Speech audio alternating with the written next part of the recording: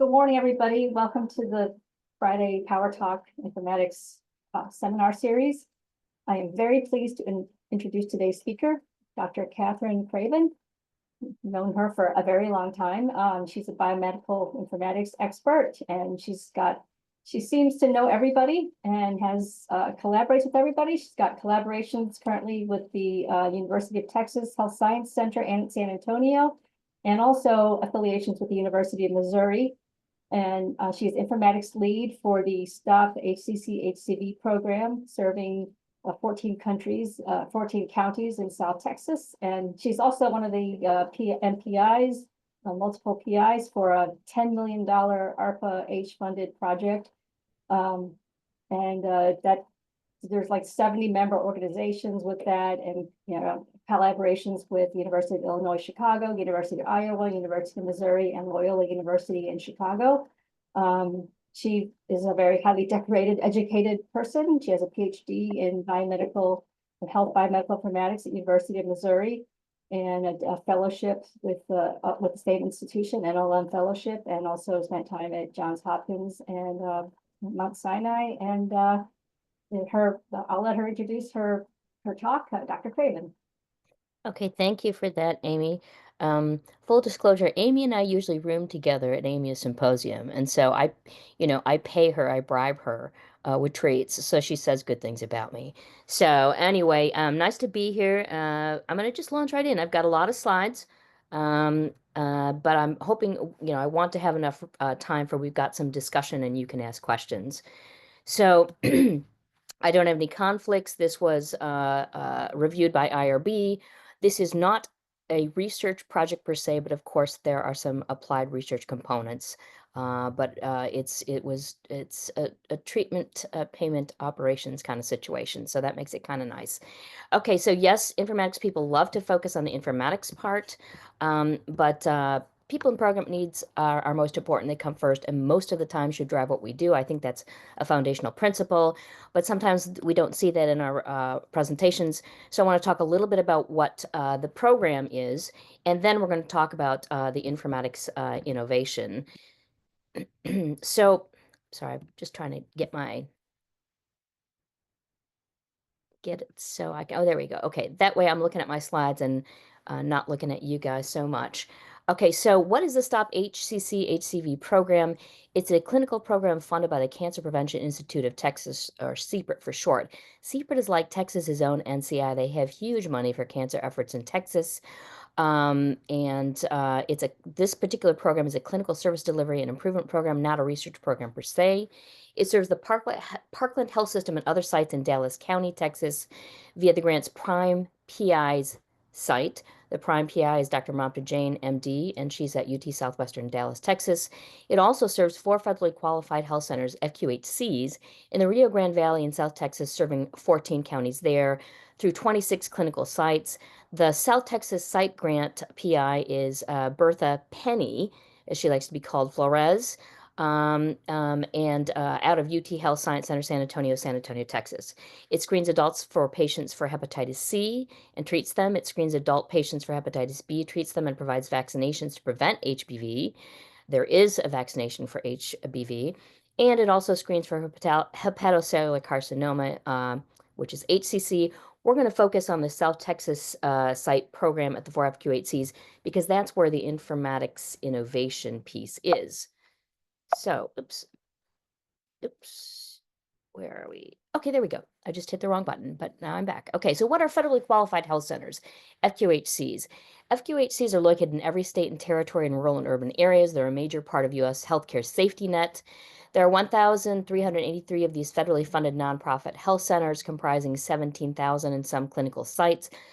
As a note for kind of more inside ball, but some people on the call may know, there are also there's another large handful of lookalikes, but that's a separate category funded in a separate way. So just wanted to mention there are many more similar centers in our safety net that is federally funded, but this is the number of FQHCs. They provide comprehensive outpatient health services to medically underserved areas and populations on a sliding scale fee based on income, and they treat all patients whether they can pay or not. U.S. medically underserved areas are defined as those in which residents have a shortage of personal health services, and medically underserved populations include groups of persons who face economic, cultural, or linguistic barriers to care. So a little bit about the demographics and locations of this program. The FQHCs in the STOP HCC-HCV program show the primarily Latino South Texas population. HCC occurs at higher rates in this population than in the U.S. population. So does hepatitis C, by the way. But in particular, this is a cancer grant, and so we're focusing on, the overrepresentation of cancer in this group. The program's participants comprise people with low incomes who are uninsured and medically underserved. Most participants in our program live in rural areas, other than some who care through the participating FQHC located in Brownsville, Texas, which is the very tip of Texas by Mexico, which Brownsville has a population of about 190,000 people. I gave myself a laugh because when I presented this program in a short communication at MIE in Athens in August, I had this map up there and I said, this is the state of Texas, because you can't assume that everybody in the world knows where Texas is. And I said, yes, Texas is actually a state, not its own country, despite what it sometimes might think. So the program's prior goals from the first phase of the funding and the first phase of the program, and I actually should have changed that to 2015 through 2023. There were actually two phases of the grant before this one, and sometimes that gets confusing when the team starts to talk amongst itself about it. But really, the actual program started in 2015, two grant funding phases through 2023, and now the current grant funding phase we're in. So the first goal was to improve performance of existing baby boomer HCV screening program and add new components. Okay, so that was the program started in 2015. From 2018, it was to improve it. All right, we won't get into the details further there, but the current program goals from 2023 to 2026 are to increase and expand HCC prevention, increase HCV treatment and HPV vaccination among eligible adults in accordance with guidelines across the 15 medically underserved counties, including Dallas County and in South Texas. So we want to expand the hepatitis screening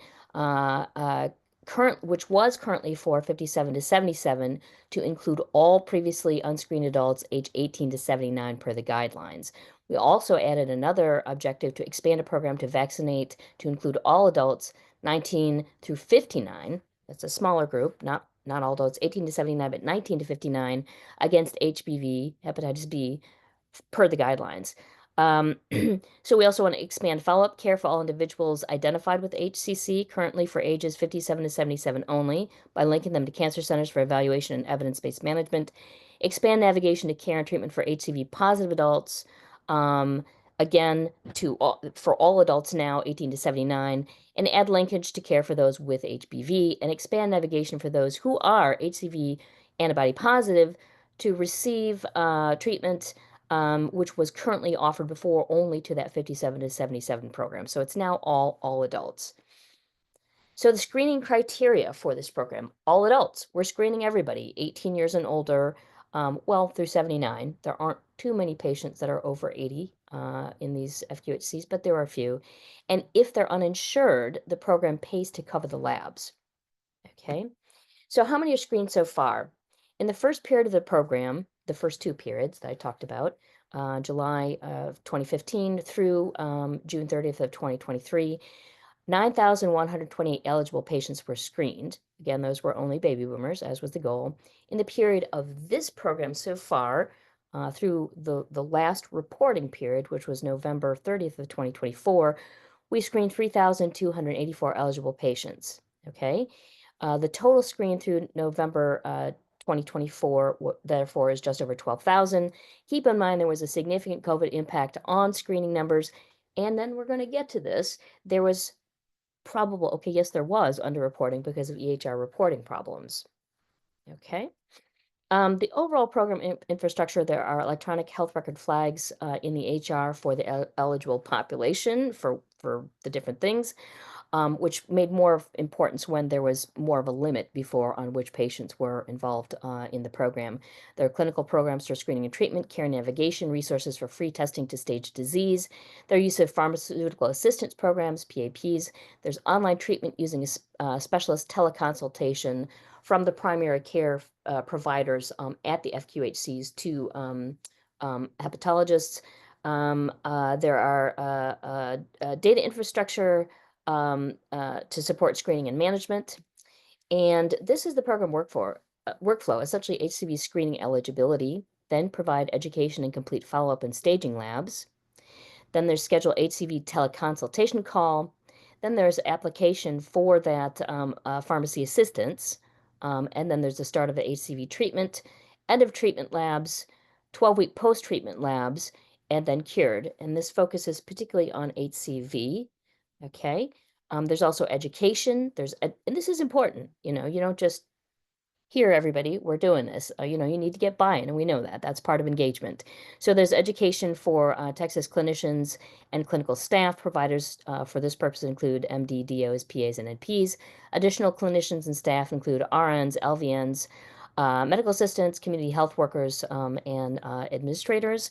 And then we've got community members, community organizations, and patients, for which there are really excellent flyers, and there's a mobile application for patients. Oh, shoot. Oh, there we go. Okay. I just needed one more click. So for providers and clinical staff, there is on-site training, and also because there is quite some distance from where San Antonio is and where all these clinical sites are, there's also a lot of evidence-based didactics offered via webinars, both about HCV, now HBV, as well as about the program in general and how it works. So for community members, there are patient testimonials, infographics, and of course, this all has to be in English and Spanish. And these are something that a lot of work has been put into, and there have been invitations to Penny Flores and team at the national level to talk about these particular educational materials because they've done such a good job.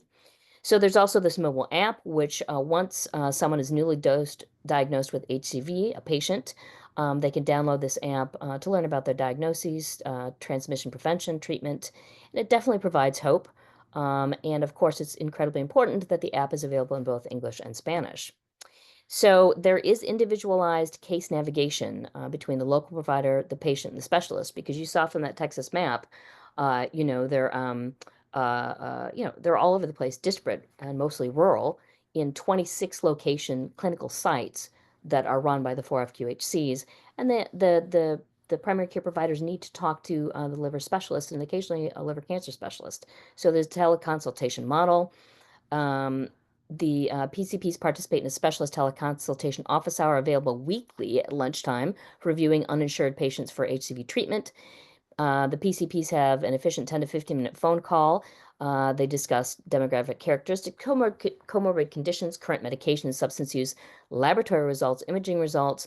The review produces individualized recommendations about management, about direct antiviral therapy, and teaching points for the PCPs. So this sounds great. This sounds really great. But what was the reporting issue?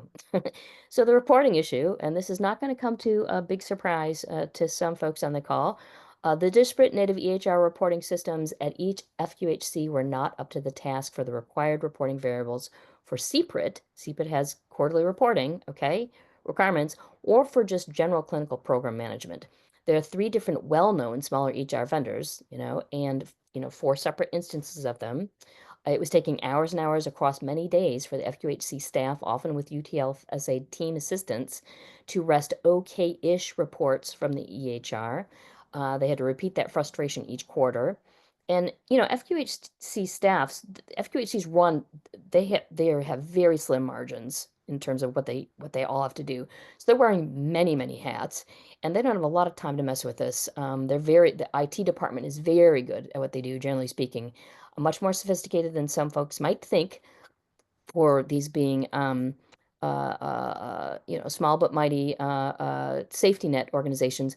but it's the native functionality is not up to this task. So then, and the numbers were not adding up with on the ground in terms of what we were getting out in reports based on ground knowledge. There was a niggling suspicion that the numbers screened were being underreported in those reports. And get this, one of the FQHCs has never been able to report anything for the program. I can't see your faces. Imagine going back to your funder, which luckily Secret, likes this program, and saying, sorry, we just can't give you numbers from 1/4 of our program. And of course, with individual EHR reporting at these FQHCs, there was no federated analytics across the FQHCs.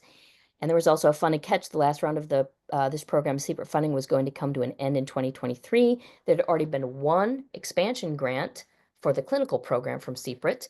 And even though we wanted to expand the clinical program again to keep it going and to include the HPV efforts, the only CPRIT mechanism to continue the program was an innovation grant. So in late 2021, one of the team members met a small technology startup called Triple Blind at a conference. This person was not an informatician. He was actually a postdoc, but he brought the idea back to the PIs. I was working with the San Antonio site PI Flores on something related, and she asked me what I thought. Could we leverage Triple Blind's platform and go after the innovation grant? So, before we get into that, what is Triple Blind? It's a startup company, technology company located in Kansas City, Missouri. It launched in November 2020. The co-founders were computer science graduates from University of Missouri, Kansas City. There was initial investment capital from a number of very, well-recognized groups. They were acquired in fall 2024 by Selfie, and Triple Blind Platform is now powering their work and continuing the kind of work that we're doing with them. So what does the Triple Blind platform do? It's a privacy-enhancing suite of software for secure encrypted access to data where it lives. Once the software is pointed to identify data elements of interest, analysis of that data from descriptive statistics to machine learning algorithms can be run at one site or across multiple sites without removing the data from those sites. And I'm going to just really quickly, Amy, can you give me the time? What time are we at?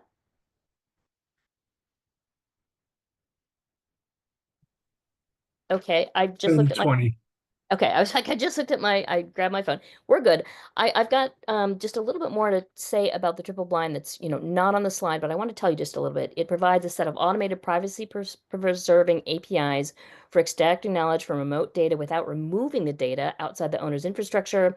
It can be used for training AI models from decentralized data and consuming trained models for secure inference without compromising the privacy of either the model, the query, or the data. Participating organizations install an access point, which is a Docker container running triple blind software within their infrastructure. It connects an organization's assets, data views, and models for local distributed computation.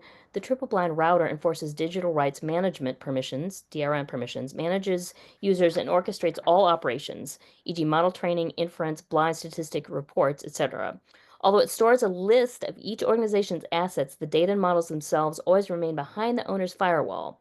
Finally, the software development kit, the SDK, is installed, for example, on a data scientist's workstation, provides Python and R libraries and code examples for communicating with the system, managing assets, and initiating operations. So when the user begins a new operation, the router first enforces that required permissions and agreements are in place and then sends them requests to each participating AP to begin the computation. During computation, APs communicate directly with each other. Depending on the specific operation, the APs will select and utilize a variety of privacy-preserving techniques. Blind learning itself is a patented distributing learning approach, improving over federated learning in efficiency and over split learning or split-fed in model accuracy. Blind inference uses secure multi-party protocol, SMPC, secret sharing techniques to protect the privacy of both the model and data during inference. K-grouping and forced aggregation prevent PII from being revealed during the data querying operations like blind queries. The result of a computation are delivered directly to the access point of this the initiator, without passing through the triple blind router. However, the router keeps a metadata report of each operation performed, enabling asset owners to fully audit their triple blind history. Okay, so how did we engage with them? How do we engage with Triple Blind? Well, we heard about them, we met them, we vetted them. You get to know people before you agree to go on a long journey together. Um, We discussed among the UT team after a couple meetings with them and looking at their bona fides. The decision by all was go for it. So we wrote the Secret Innovations grant, and they added some pieces to that. We submitted the proposal in 2022, and I would mention that they were independently evaluated by MITRE Corporation against another um, commercial um, platform that does something similar, and they had very good marks. So with all these things and the fact that John Halamka from Mayo Clinic, was involved in and uh, provided testimonials for them, that was enough for us. So we worked with them, submitted the proposal September 2022, and CPRIT loved our proposed approach to overcome data access and reporting barriers, which, if successful, could be extended to access data in other FQHCs and settings. If not, and we made sure to write this in. Look, this is an experiment. This is an experiment. We think we can do it. For FQHCs, this is an innovation, but it might not work. What if it doesn't? And we said if it doesn't, we're just going to continue with a very painful manual abstraction of all variables, and do the reporting as is. And they said, great. So they funded again. So from November 2023 to March 2024, the combined technical teams remotely accessed the backup analytics servers for the EHR at the FQHC, the first one that we worked on, which is Community Health Centers of South Texas, or CHCST. From the EHR table structure, so we had to look at the table structure. We identified correct tables and fields for all data elements necessary. Then the team wrote SQL queries, which we ran against the data for desired reporting for patient row values and overall counts for the following: screening and testing for HCV and HBV, 13 and 14 measures respectively, HBV vaccination, 7 measures, and 20 more data elements, including proxy variables for encounters, lab variables, and demographics for ongoing HCV case management. So, anyone that's been in the back end and just said, here's the structure, here are the tables, here are the fields, no one else is going to tell you anything about it, ready, go, knows that, that takes some digging. It takes some digging to be able to do that data scooping and testing front end, back end. We did a lot of that, had a lot of those sessions, but, we got into a groove and got it done. And what you're looking at on the right-hand side is some of the really great work that we had to do to overcome, uh, you know, particularly people, we screen everyone, but the people that, can have labs for free that gets paid for by the program, not for free, but free to them, have to be uninsured. So we have to find out who's insured and who's not. And we can talk about that in discussion if you like, if anyone's ever tried to do that and figure out that information, which changes all the time, of course, from an EHR and the way EHRs collect insurance data. And then from April to November 2024, the team completed the EHR data identification and SQL querying process at a second FQHC New Horizon, which is actually located out of Brownsville. Operations were carried out using secure privacy-preserving methods with a data governance agreement in which the FQHC is alerted, informed, and open server access each time it's needed, and has access to tracking logs. Some of them, all of these have very long-standing relationships with the team overall. Some of them wanted to be involved more and be there, and were interested in what we were doing, and it wasn't not a lack of trust. They wanted to be there for every session. Otherwise, they're like, just ready, go. We don't care. Just go ahead. We'll give you access, whatever. We trust you. But the point is we had a data governance agreement because obviously you don't want to just open, even though it's to their analytics server, the backup copy, you don't want to just give access to anyone at any time. We remotely installed the triple blind software in on-premises servers at CHCST and New Horizon and at UTLSA in a secure cloud instance. And then we've already talked about what triple blinds learning allows. Over here, you see this is some just a little teeny snapshot of the code regarding the lab orders. And again, lab orders and the way they're represented and how that works varies from EHR to EHR. So this is, a little snippet from one set of SQL code. So results of the first FQHC, we were able to run the required quarterly reports at CST in less than 4 minutes by hitting a button in the triple blind platform versus many hours over multiple days. So all we have to do when we want to write a new report is change the reporting period dates in the platform and hit the button. So now accurate required, and that's big. That's a big win for everybody involved. But now accurate required reporting program has demonstrated that the clinical team successfully screened more patients for HCV at CHCST in a prior reporting. We ran it against a prior reporting period, and we saw that you know our method of actually going in the back end versus what we were able to wrest out of the front end reporting that we had actually done earlier. Um, the old method, there were actually 210 versus 52 uh, patients screened for the program during that period. That's 308% more patients were screened than previously reported. That's great news to CPRIT regarding the reach and success of the clinical service and process improvement program. And we also have more accurate data in these automated reports in addition for clinical program and patient care. Um, so for the second FQHC New Horizon, so we worked on the sequel for them from April through November 7th, 2024. And I'm going to mention right now a rate limiter for this is availability of the team to the technical team, which is me, the two program managers, and we've got two SQL experts who are actually out of UT Houston's graduate program in informatics. And they've worked with this program for a long time, but they were both graduating, darn them, and they got full-time jobs, one with an HIE and the other with Dell. And so we started to have to work in the evenings on the weekend. And so that's been a rate limiter, but we're making it happen. We already know that we improved reporting accuracy there too.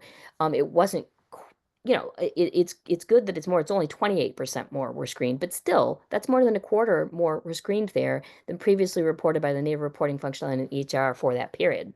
So the triple blind implementation will be completed at this New Horizon in Brownsville, second FQHC next week. Once it's in place, we expect that reporting speed will increase just as it did at the first FQHC. So significant work was required for data identification and query building, especially to maintain records privacy. Um, Something else I want to talk about, additionally, the work occurred within the limitations of technology in place at the FQHCs and the challenges in the remote work configurations of the geographically disparate, technical team from UTLSA, sometimes with triple blind members pulled in, um, which the team has met with a spirit of bricolage. And for anyone that doesn't know the term bricolage, it means improvisation, essentially. You make do with what you've got and you figure it out.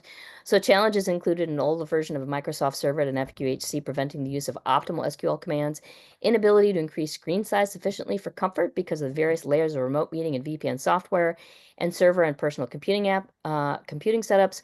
One team member overcame the issue by using their grandmother's magnifying glass, if you can imagine that. The best option for triple blind installation at one FQHC turned out to be not a server, but a dedicated laptop to have triple blind installed on. Because, the limits of the grant, we don't have tons of money to buy tons of things. They don't have tons of money to buy new dedicated servers. You do your best to talk about all these things in advance, but sometimes you don't find things out until you get there. But there's always a way to figure it out. And that's one of the joys is, how it is when you're troubleshooting, you're trying to figure it out and you come to a roadblock and you solve it. It's a win for everyone. The point is that although the triple blind platform is sophisticated, the infrastructure across the settings involved is going to vary a lot, and it has. A final challenge is that and this is a newer one that I think more people are going to start to, and actually already have, at the larger organizations in healthcare been running into, is that after a decade of having the same EHR, um, two of our FQHCs are going to be transitioning soon to a new EHR, which will necessitate repeating the querying and platform implementation process all over again, given the difference in underlying EHR database structures. You got to start over again.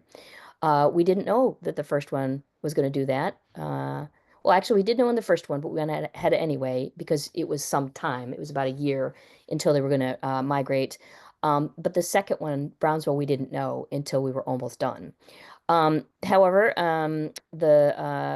we still expect, and the team from the first FQHC, I should say not the team, but the leadership team, expect that by utilizing this approach and the triple blind platform, we are going to see increased accuracy and efficiency significantly across all the FQHCs. And there are previous studies that do show that privacy and accuracy is also demonstrated by the blind learning. And we really do look forward to further exploring and reporting on more advanced secure private methods and tools across the FQHCs. We just have to complete the implementation. We're just itching to get in there and do these, additional things. Keeping in mind, though, you still have to identify what elements we want. We think there are some things we can do in terms of analysis that are not for the required reporting, but are relevant to the clinical management and so appropriate that we can do in terms of analysis. And the leadership and the clinical leadership at these FQHCs is interested in exploring, so that's going to be fun. So in the winter 2020, what else are we doing? So in winter 2024, we conduct a first round of formative evaluation for the technical data access innovation work. So triple blind UTFSA technical team, IT teams at the first FQHC. We held stakeholder focus groups and interviews using the Field's Validated Systems Engineering Initiative for Patient Safety SEEPS 2.0 model, which has guided our implementation from the start. We're going to conduct another round of formative evaluation in summer 2025, and a final round when implementation is done in 2026. Conclusions: the novel approach we've developed, which has not been reported in the literature for FQHCs, is feasible, reproducible, and affordable. There's a little bit of an asterisk after affordable. We can talk about that in discussion.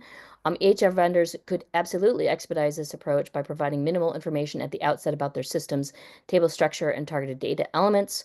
One of the great things that is going to happen with the third FQHC that we're starting now, right now, it's called Atascosa, is they're part of a consortium, a Nebraska and Texas consortium, and their consortium partners have considerable back-end knowledge. They provide sort of a skin that helps with some of the front-end data collection for the EHR, for clinicians, for some parts, some things. And it's still the native EHRs across each one, the ones they have. But they're really familiar. They've created copies of the back-end analytics databases, and they're really familiar with the table structure, and they're very intrigued with what we're doing and very knowledgeable. And honestly, I think they're really hoping to roll up their sleeves and get in the sequel with us. But we've talked about doing some more sophisticated things where we've had to use some wild cards before in the code, and leveraging the LOINC code that they've got, because theirs is very mature. They've worked very hard and it's mature and it's pervasive, which was not necessarily the case in the first two FQHCs we work with. So sometimes there's a part you don't expect that will help you get there, but count on zero questions answered by the vendor itself. And some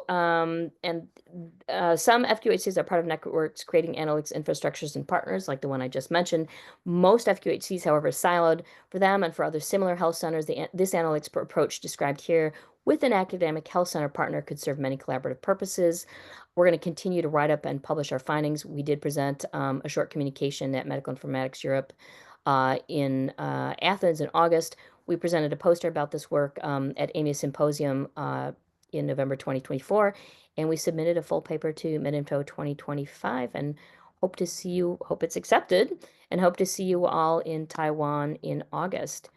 And that's it.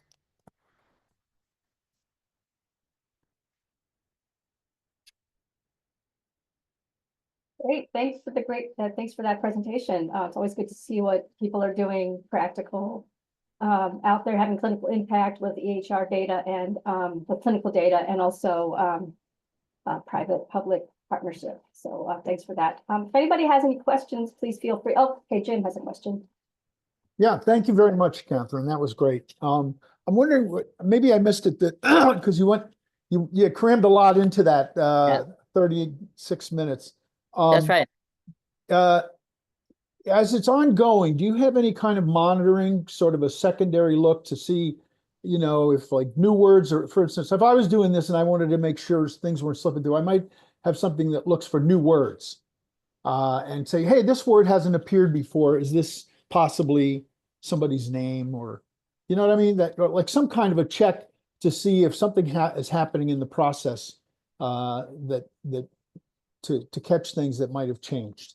You know, I've got to tell you, Jim, we are aware that we're going to have to go back at least yearly, and if not, a couple times a year, because we know there's certain places where, like for example, programs that are insurance for low-income people that are, programmatic, they're short term. Certain things in our code we had to kind of hard code in there to get at the insurance. We're going to need to check that. We also know that from time to time, lab representations change. They're unlikely to be switching. They're mainly lab core. They're unlikely to be switching there. We know we're going to have to go in there and check on that from time to time, and we don't have a process for that set up, but we do have we've done a really thorough job of documenting all of this. And any place where we had to make a compromise or link, it's always a pro and con when you're writing code. What does this get us? Why did we do it? And is this good to go? Or when we go back to check it, what do we need to look at? So we've made really good documentation, but other than that, we haven't even had a chance to go back and look. Does that get at what you were talking about? Yeah. Okay. Yeah. Yeah, so that's important. Code is never static. And this is roll up your sleeves SQL coding. And it's kind of like, this is my point, that there's what you've got, and then triple blind platform is super sophisticated. And then we've got our SQL code. But I'll tell you this, the triple blind engineers, not that they're better than our SQL experts or me. And it's taken all of our heads in there to get the front end knowledge, the clinical knowledge, the data field knowledge that the program managers have on the front end. And then all of us, in my years of looking at data to do the coding. But the data engineers who have focused this was their first big healthcare data project, and they learned a lot. And I've got to tell you, they were very impressed. And you know how it is, baptism by fire, dropped in the deep end regarding health data. They were used to working with financial data. But they've been impressed by the code so far. And one of the things that we are looking forward to working with this consortium, it's called Heartland Consortium, the consortium group that oversees some of the analytics and things, just EHR related things, um, for this third FQHC, is they're happy to help us look. I mean, there's certain things we can't change about the code we've already done, but they're happy to look to see, are there gains? Is there something to be gained, so that we don't have to go back and examine the three, I would say three-ish places in the code that we know for sure we need to double check at least annually. And so that'll be good, and because they're already contracted by this third FQHC, we don't have to pay them anything. They're just excited about this. They're data people, and they're, you know, it's good. It's a good deal. Sometimes something that's another bricolage. Sometimes it comes along, there's another partner that's got more expertise and you don't have to pay them. Is there another question?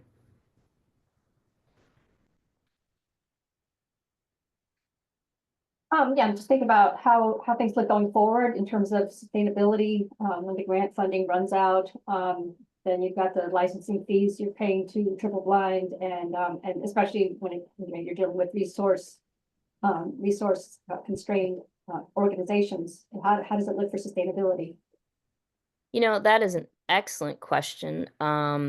So, Triple Blend was quite a new startup. They all have a lot more experience now. They've now been acquired. Um, we've talked about that. And we've been rooting for them. I mean, I'm not here to shill for them. We've been rooting for them to make it. Because that's the issue, is when you work with a startup, frankly, anymore, if you work with any company, if they go under, how do you sustain this? Well, the answer is, if a company goes under, you probably don't. But in terms of sustainability, they've learned an awful lot about pricing models in healthcare, and what can be born there versus what can be born in the financial industries, as an example. And that's not monolithic either, depending on who your clients are. And that's an ongoing discussion, but they've been very willing to essentially do quite a bit of. It's not totally pro bono. We do pay them, and there's a contract, a certain amount, and that needs to be negotiated up front. But there's also a learning curve. Like, okay, we need a little more of your time here. And we've renegotiated their they came way down on their consulting fee, but then we for additional hours needed for them because we did need them to help with the sequel at one point because we lost somebody when they went to full-time work for a while. And the other person wasn't ready to come on board. We renegotiated the consulting hours more, but for a lot less money than what they're used to getting. And I've also continued to give them advice as they've moved forward about a pricing model for them to go after more market. And so that's a discussion in process, but they've continued to be very supportive of this project and want to see it live. And they want to see other FQHCs and other sorts of healthcare organizations that need this kind of help, and they're well aware of this point that the pockets are not deep. We've talked about consortial pricing, or perhaps tag teaming with the handful. And again, most of we've got the big ocean network that's largely on the West Coast that has all of the FQHCs on Epic, and they've kind of filtered out. I can't remember exact. I don't want to quote the wrong number. I think maybe it's a couple hundred FQHCs that have that kind of analytic support and are all in the same EHR. And then there are a handful in the literature of consortiums that offer analytic support. But even there are opportunities. So that's a work in progress, and that is a caveat. But at the same time, you know, everyone wants to be able to do better by the FQHCs, sometimes even the critical access hospitals, the lookalikes for the FQHCs. So we've got to wait and see sort of what shakes out and what happens next. But now that Triple Blind is part of a larger partner, and I think it looks like it's a comfortable fit because of that other partner is in healthcare data business as well. Um, I think it's time now for another round of discussion about like how do we make this sustainable? But there's always risk. There is risk, and there's not a definitive answer this minute, other than know what you're getting into, educate them the best you can as you go along, if they're a startup or smaller company, and then we were honest with our funders that this is a startup, that they did have really good backing. We showed exactly what funding rounds they have, that kind of thing, and then go from there. But that's a conversation, that there'll probably be more for me to say because we're about to have some additional conversations about exactly that. Uh, Now that they're in a larger umbrella, this particular organization. Um, and I do want to say this one more thing there. I mean, of course, this is very much on my mind. Um, they want to see this last too. I mean, they're a business. They've got to stay viable, but they're people too, and they're decent people. And they see, in all these meetings, we did a lot of, even before we got the grant, we had about 6 months of preparatory work with that first FQHC, and the team from Triple Line really got to know them well. And there's something about teaming. It's a good thing because then there's buy-in, and there's buy-in on a more personal level, in addition to the business level. And so, got to see what happens. I'll get back to you on that as more unfolds. But that's a fantastic question. Um, Other questions? Anything else?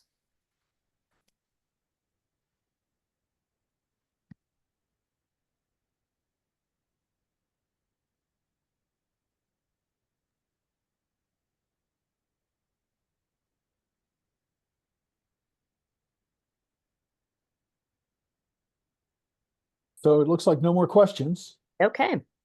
So thank you very much. Really All right. appreciate your contribution, and keep up the good work. Oh, and I don't suppose you have any sense of what's going to happen with funding support. That I'll talk about that because we just talked about that with our internal team leadership, which is Dr. Flores, program manager Raudo Bobadilla, program coordinator Julio Cerro Blanco, and myself. And we are thinking about, well, one, we're going to look at CPRIT, by the way, also it really is kind of like Texas's own NCI, and they do change mechanisms all the time. We want to continue the clinical program, if nothing else, of course. And so we're going to look at what CPRIT mechanisms are now available, see if anything else fits. And we also feel like we are prepared based on a similar program, similar in the same FQHCs, but different for HPV, that Dr. Flores has had smaller funding for, um, to possibly, in conjunction with this work, and go for possibly an R01 at NIH for this. We think that that's a possible avenue moving forward. So we are looking for funding to do additional rounds, and we just had that conversation a week ago Friday at exactly the same time. So stay tuned, because, the informatics piece is fun. It's interesting. We're succeeding at it, and I think we're going to show a viable path forward. But the reality is, we got thousands of people in South Texas that still need to be screened for HPV, prevented for HPV, screened for HCV, treated for HCV, and all of that stuff, particularly the HCV. There is absolutely a link between that and hepatocellular carcinoma, which of course we want to prevent. So we got a lot of people that need help in the Rio Grande Valley, and I haven't even talked about the fact that there's a whole arm of this program up in Parkland Health System and some other sites in Dallas County. So we're going to really work hard to try and find the funding. As we know, there are certainly some federal challenges right now.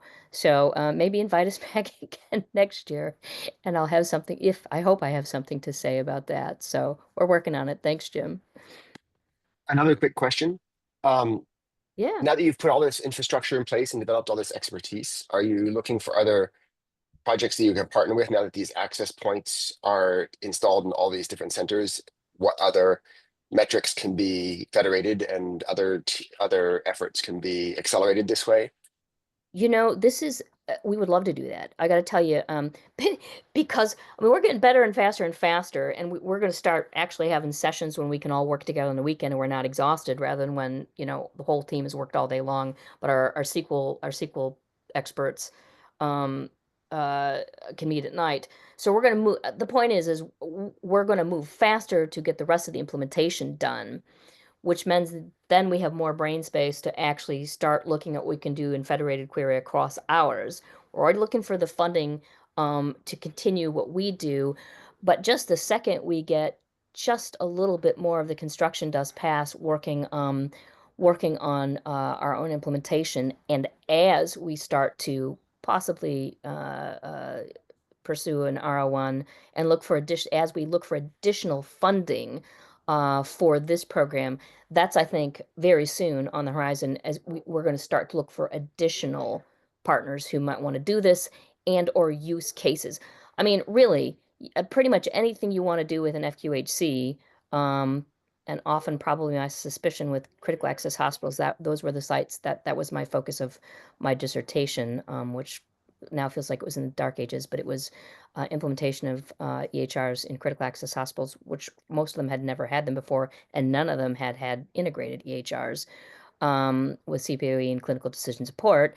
So I know that realm pretty well, and I know what their EHRs can do and not do, even though there's some improvement over time with reporting. There are use cases. There could be many partners. This approach could be used for for multiple use cases, for multiple kinds of projects. So if you know of a partner or someone wants to partner with us, raise your hand, email me afterwards, and let's go find some money and let's do something with this. Would love to do that. So another great question. I've got a couple more minutes. I think we're just about at end of time, but I've got a couple more minutes if someone's thought of something else. I just thought that the efforts you're describing, really can save a lot of resources, and it almost sounds like something that could be managed by the public health sector. So that would be another source of funding, you hand off. And so I'm wondering if any discussion has come up. Well, maybe this is something that a public health agency might be interested in, because it's mass screening and surveillance and prevention. And it's it's part of their wheelhouse. And there is overlap with what just regular, and kind of health organization would do, but just, that's just another avenue. I think that's a fantastic thought. Um, and this is just talking out loud about considerations, not meaning to be a break on that idea because all ideas are worth exploring, and clearly, um, there's a lot of public health interest, and this is squarely in public health wheelhouse. Um, and I think the answer to that is in whether that it's always worth asking the question. It's always worth contacting people for a program like this, and I think we will do that. And Dr. Flores has a lot of connections with state level public health in San Antonio. And that's an easy question to have. One of the issues with the public health departments, which I don't think is probably a surprise to you, Amy or Jim, or maybe a couple of the people on the call, is, that's been one of the reasons why CDC has had, a data monitorization and infrastructure program underway, is the public health infrastructure nationally, which we all knew, but it was really highlighted, really limbed during COVID, is woefully underdeveloped and immature compared to our clinical electronic infrastructure. Despite of all of our disconnects and missing railroad pieces, et cetera, and our interoperability infrastructure, a lot of public health departments, have a spreadsheet or they have an electronic database of varying quality. Some of them are quite good. Some of them are not great. There are missing standards. They don't all have EHRs. There are databases, there are registries. Some of them are connected, some of them not. I mean, it's really immature infrastructure. And at the same time, they're always looking for money too. And so it's worth a conversation. But I think a partnership with might be one of the kinds of things that would be necessary at first. And then the other question that would go along with kind of handing over to, because even if they have the money to keep it going, the reality is you're always going to need someone to go into that code and at least do some updates. Now, this is not the back end of Epic, and this is not, I mean, I think I should have counted the lines of code before I came into the session, but just wasn't time for that. Was it like 1,000 lines of code? It's not impossible. We know where it all is. We know it really well. It's not that big of a deal. It's probably going to be, a few hours twice a year. But someone needs to do that. Therefore, there needs to be expertise, there needs to be access, it needs to be someone to get in there. So there needs to be ongoing relationship with the IT people and with expertise to do that work. And I don't think a lot of, public health departments, a lot of times they have someone that does IT for them, but they're more IT people. They're not computer scientists. They're not informaticists. So there are some things to work through regarding that, but a partnership model is always a good idea to explore for all the reasons. So we have not yet, and that's another thing that once the construction dust settles just a tiny bit more on implementation, we'll get to. But it's been super fun. I appreciate your time and interest, and always good to talk to you guys. And um, at some point, I want to, if you guys ever do like a seminar kind of where you do shorter talks and everyone presents a little update on what they're doing, if you ever invite outside people to that, I'd love to come and listen to you talk and hear about what you're doing. I probably can't come every week, but I am curious, and I'm sure you're doing excellent things too. And it would be nice to have a little bit of that two-way information flow. So thank you. Yeah, well, thanks for give the big picture of the public health. I'm glad you guys have connections so that you can have those kinds of discussions. Yeah. And you just got me thinking that everything did seem to flourish during COVID. There was an immediate threat, and everything was sort of connected, and even the general public was able to get all this very detailed information. But unfortunately, when that immediate threat passed, it seems like, and then the funding kind of dried up. It seems like we've gone back to where we were before. Here we were thinking, oh wow, we're so like ready and armed for next time. But yeah, and I won't get into any weeds at all, but with the current federal situation, who knows what's going on there. But for everybody here, I think an important point to think of is now, yes, Texas, because of the oil money, does have things like CPRIT, its own NCI. There is money there. And it could be that a partnership with public health departments to then do there might be a funding mechanism or interest in funding something like that. They are flexible. Our team does know program managers there. Looking at the state level for funding and looking with the departments of health and just the idea of partnering. I think there's a there, and there's juice to be squeezed. And if nothing else, really good conversations about this is what's going on, because we never know when an opportunity will come up. But furthering those relationships and creating those pathways for partnership is really important. And it may be that internally within CPRIT, there's something else that comes up that they'd be interested in funding if we went to them with an idea, with a partnership with the state level or local public health. So thanks for the food for thought. That's why you keep talking with your colleague friends about these things, is you've got more ideas about where to head next with it. So Yeah, circling back to everybody wants to focus on the data and the informatics and the technical, but it always does come back to the people and organization and logistics and funding and all that. But anyway, we're out of time. So if you have any further questions, you can, we know where to find you. And so thanks again. And I look forward to next time. And everybody have a great weekend. Yeah, all thanks, right. Catherine. Yeah. Thank you. Yeah. Thanks so much. Take care.